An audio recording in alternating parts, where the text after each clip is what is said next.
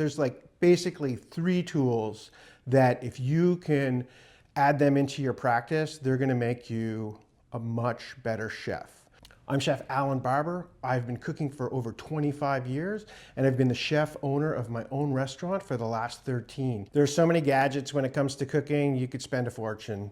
After doing this for 25 years, I've tried a bunch of things. I've got sucked into buying things that I didn't need, and I also waited a long time to buy things that I should have bought. And today I'm going to discuss with you what I think are the top 3 things you need to improve your cooking.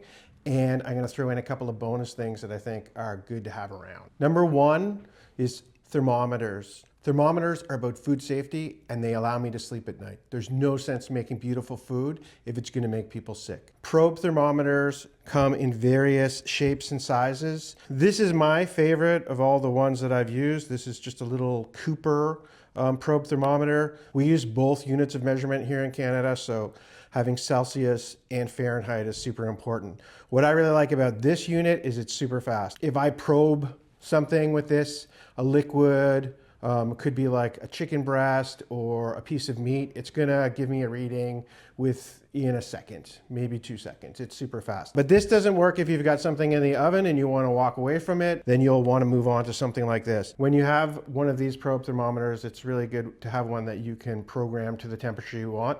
So say I want something to come in at 62 degrees, I can program this to 62 instead of just presets. I also have a probe thermometer that plugs directly into my oven.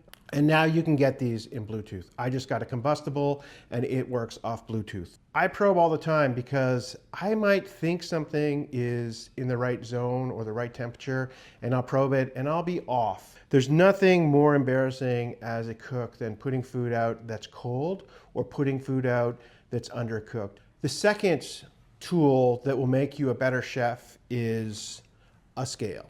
Kitchen scales are about accuracy, and accuracy is important for executing complex and detailed recipes. You're gonna hit a certain point in your cooking career where you're gonna move away from the cup measures and the tablespoons and teaspoons, and you're gonna need to convert or switch over to gram weights. So gram is a metric unit. It's quite small, so it's very precise. It's used very heavily in kitchens all around the world, even in the United States, where generally people still use the imperial system. Kitchens use grams. My third, and probably most important chef's tool is a spoon. It's really important as a cook to develop your palate. Tasting as many things as possible is a great way to do that. We call this in the kitchen a tasting spoon. I like to have a lot of soup spoons all around the kitchen that are easily accessible, mostly because I want to constantly be tasting the food and I want to be tasting at all levels. Subscribe, hit the like button, and I'll make more of this content in the future. Now that we've gone over the 3 most important tools for becoming a better chef, I'm going to go over 3 bonus tools. Tool number 1, well, I guess 2 tools, is it is good to have a nice knife. I have been sold on and convinced by using finer knives. Knives are about precision. Refine your technique, build hand-eye coordination, develop the ability to make more uniform shapes and accurate cuts. Here I have a really good example of a Japanese knife. This is my personal knife. This is the knife that I use day in, day out. It is so sharp and it is just so much easier to cut and to be precise with.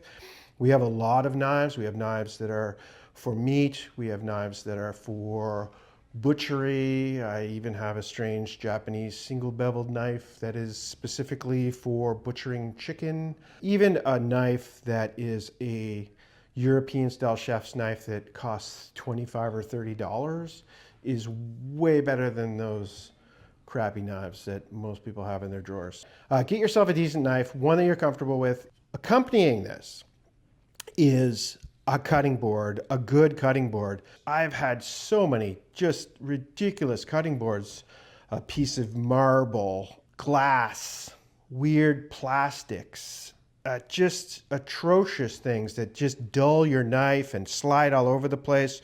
You want a cutting board that has some girth to it, a bit of weight. You don't want it to slide around, so often you can put a damp cloth underneath of it or some sort of non-slip mat. I don't like plastic cutting boards. Some places you're supposed to use color-coded plastic cutting boards, but you're getting plastic and everything, and they're always just dirty and stained. And we have a really clean kitchen, but our plastic cutting boards, they just look like crap. So you have to throw them out, get new ones constantly. I really like a wooden cutting board, specifically Booz Block. This cutting board is, I don't know, 12 years old. I have 3 or 4 of these around the kitchen.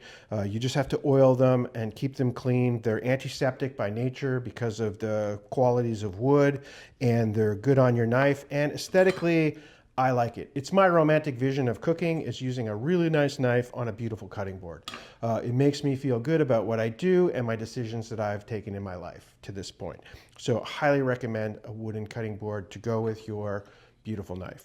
Second bonus is a multi-tool. This is not important. I'm sure most chefs do not have one of these on their belt every day, but I do. I consider myself an adventure chef. Good cooks are resourceful, prepared, and ready to solve problems. We have our own garden here at the restaurant. I have things that always have to be repaired. I don't think it matters really what kind of multi-tool you have. I have a Leatherman Signal. This is supposed to be for being out in the woods. I just got it because I like the color more than the other Leathermans. This one has a whistle, which I don't think I'll ever use. But mostly it has pliers, and it has a couple of knives, and it has a hammer end that I can smash things with. And it has kind of a crappy, but it's still there, screwdriver. And when I'm out in the garden, or if I'm walking on my way to work, if I see a mushroom or a plant that I want to harvest some of, if I want to go out in the backyard and I want to cut some apples, or I don't have my loppers with me and I want to cut some celery or whatever, I have this. Also, if something is broken or hard to get apart in the kitchen, I have these pliers, and that's very helpful. Leatherman is about utility. It's about being ready 24/7. I always have my multi-tool with me. I'm lost without it. I think it's a really important thing to have. Not totally necessary. If you're an urban chef and you don't fix anything and you're just worried about cooking, then you probably don't need a multi-tool, but I highly recommend a multi-tool if you're an independent-minded adventure chef like myself. Strainers. This is one of my favorite new discoveries, and this is a strainer, but the micro mesh on this is small enough that it allows water, or in my case, stock, to drip through, and oil stays on top of it. So this is for skimming the top off soups and stocks. There are other strainers. I really like to use strainers and jelly bags or cheesecloths to clarify any of my stocks before I make soups out of them. The way you refine your cooking from just being a person who is a novice in the kitchen to being a chef or a cook is to refine your recipes and to refine the end product, the dish. And one way to refine things is by clarifying, or to pull out solid ingredients and coming with a very consistent, clear stock. Sieves and strainers are about purity. Elevated cooking is about taking pure flavors and textures and combining them into something interesting and novel. So those are my recommendations for tools that help to make you a better cook. Leave any comments if you think I left something out, or if you think one of these ideas is whack. I'd like to know what your 3 most important chef tools are.